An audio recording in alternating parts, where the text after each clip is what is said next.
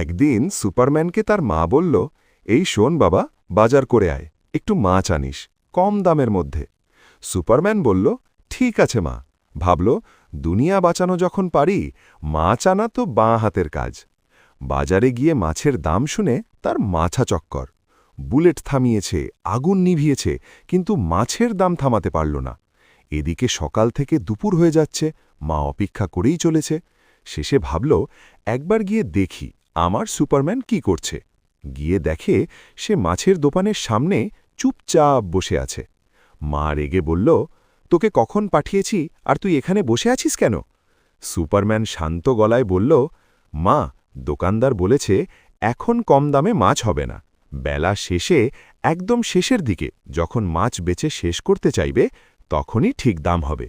মা একবার তাকালো, তারপর বলল, তুই সুপারম্যান না, তুই পুরো বাঙালি।